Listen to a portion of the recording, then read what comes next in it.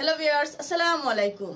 কথায় আছে মাছে ভাতে বাঙালি, আর এর প্রমাণ হলো ভাত ছাড়া বাঙালিকে ভাবাই যায় না। গরম ভাতের সঙ্গে ভর্তা, ডাল, সবজি, মাছ কিংবা মাংস। ভিউয়ার্স, এখন হচ্ছে শীত, আর বাঙালিরা এই শীতে তারা সকালে উঠে ভাত বেজে খেতে খুব বেশি পছন্দ করেন। আমরা বাঙালিরা মনে করি এটা হচ্ছে সব থেকে সহজ কাজ এবং সময় যাতে না নষ্ট হয়, তাই আমরা ভাত গরম করে খেয়ে ফেলি। কিন্তু ভিউয়ার্স, আমরা এটা বুঝতে চাই না যে ঠান্ডা ভাত গরম করে খেলে আমাদের কি কি ক্ষতি হয়। ভিউয়ার্স, তো চলুন ঠান্ডা ভাত গরম করে খেলে কি কি ক্ষতি হয় সেগুলো আমরা জেনে নিই। ভিউয়ার্স, আমরা যখন ভাত রান্না করে আমাদের ঘরে রাখি, তখন আমাদের ঘরের তাপমাত্রায় ভাতে থাকা বেসিলাস নামক ব্যাকটেরিয়া খুব দ্রুত সে তার সংখ্যা বৃদ্ধি করে। পুনরায় আমরা যখন সেই ঠান্ডা ভাত গরম করতে যাই, তখন সেই ব্যাকটেরিয়া ধ্বংস না হয়ে অন্যান্য ধরনের বিষাক্ত পদার্থের রূপ নেয়, যার কারণে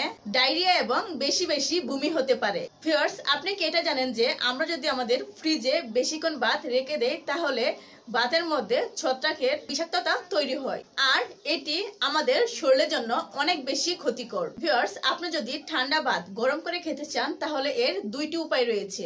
যদি আপনি মাইক্রোওয়েভেতে ভাত গরম করেন, তাহলে এর সাথে 1 টেবিল চামচ পানি যোগ করুন এবং পানিটা যে পর্যন্ত শুকিয়ে না যাচ্ছে সেই পর্যন্ত আপনি সেটা রান্না করুন। এবং 2 নম্বরে হচ্ছে, যদি আপনি রান্নার চুলায় ভাত গরম করেন, তাহলে তার সাথে পানি, তেল কিংবা মাখন যোগ করুন এবং শুকিয়ে না যাওয়া পর্যন্ত সেটি আপনি বাঁচতে থাকুন। সো ভিউয়ার্স, ভিডিওটি এই পর্যন্তই। আর কোনো সময় আপনারা ঠান্ডা ভাত গরম করে খাবেন না।